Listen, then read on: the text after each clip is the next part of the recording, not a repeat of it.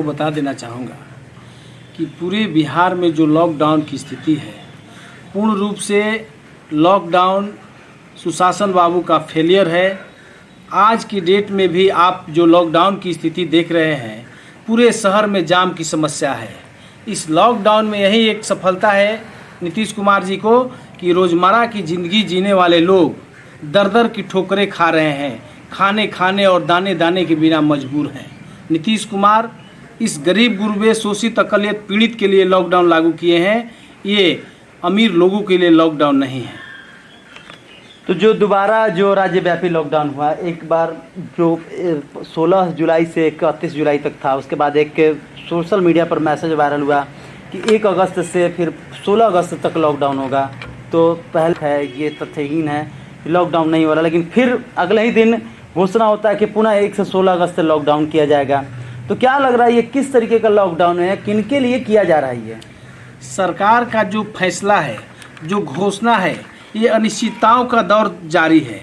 नीतीश कुमार और मोदी जी का जो संगठन है, आपसी जो राय मशवरा है, वे लोग इस पर मुहर मारने में असफल रहते हैं। हम लोग भी दैनिक जागरण पेपर के माध्यम से देखे थे कि हेड पृष्ठ पर छपा हुआ था कि लॉकडाउन 16 अगस्त तक बढ़ा दिया गया। फिर दूसरे दिन ये न्यूज़ चैनल पर आने लगा कि नहीं ये फॉल्स न्यूज़ है। और दुकानदार जो भी गरीब गुरबे हैं, ठेला खोंचा बेचने वाले लोग हैं, वे लोग दुकानदार हैं जो किराने स्टोर या और नए स्टोरों के दुकानदार हैं, वे लोग सोच रहे हैं कि मैं किस हालात में दुकान खोलूं न खोलूं। इस तरह के पेपर मीडिया में न्यूज आ रहा है। मगर ऐसे दुकानदारों को अगर उस पेपर मीडिया के माध्यम से अगर कहीं दुकान खोला गया तो उन लोग पर जबरन फाइन किया जा रहा है। वो बेचारा अपने 2 जून की रोटी के लिए तड़प रहा है, मगर सरकार और प्रशासन पूर्ण रूप से फेलियर है और उसका परिणाम उस गरीब लोगों पर उतारा जा रहा है कि आप सरकार के बातों को अवहेलना कर रहे हैं, घोषणा को अवहेलना कर रहे हैं। मगर सरकार आम जनता की इस जो कोरोना जैसा महामारी है, इस महामारी में सरकार आम जन की जान की परवाह नहीं कर रही है। पूरे बिहार में आप भली भांति जानते हैं, उत्तरी बिहार बाढ़ की चपेट में मर रहा है और पूरे बिहार आपके कोरोना जैसी महामारी में मर रहा है।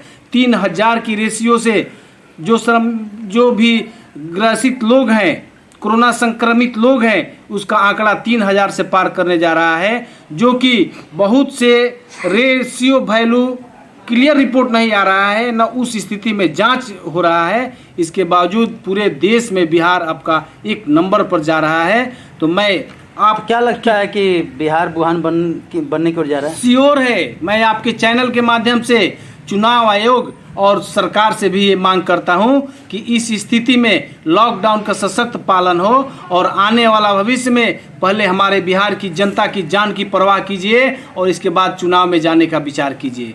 तो ये लगातार लॉकडाउन जो फिर ये हुआ है, इसमें तो गरीबों का तो निश्चित रूप से गरीब आपके जब पूरे देश में लॉकडाउन लागू हुआ था तो आप देखे होंगे कि बंगाल से, हरियाणा से, राजस्थान से दर दर की ठोकरें खा करके पैदल चल करके अपने घर तक पहुंचने पर मजबूर हुए।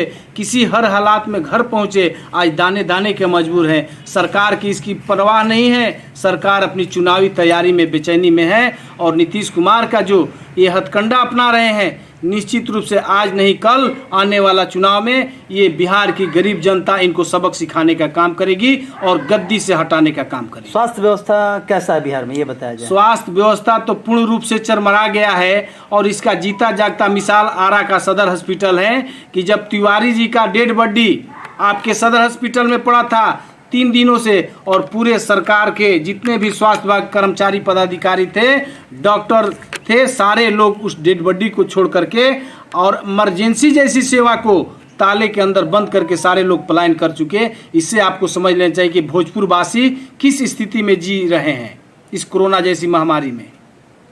जनता से क्या अपील करेंगे? जिस तरीके से चुनाव को लेकर लगातार हर पार्टी प्रचार प्रसार में लगी हुई है, चाहे आरजेडी हो, जेडीयू हो या कोई भी, मतलब अपने वर्चुअल रैली की तैयारी।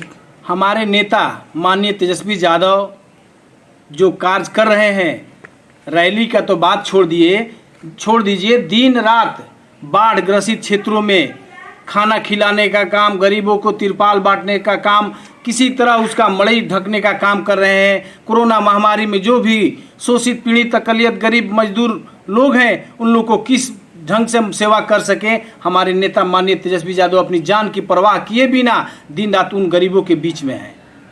तो आगे की क्या रणनीति, क्या चुनाव आप लोग चाहते हैं कि बिहार में हो?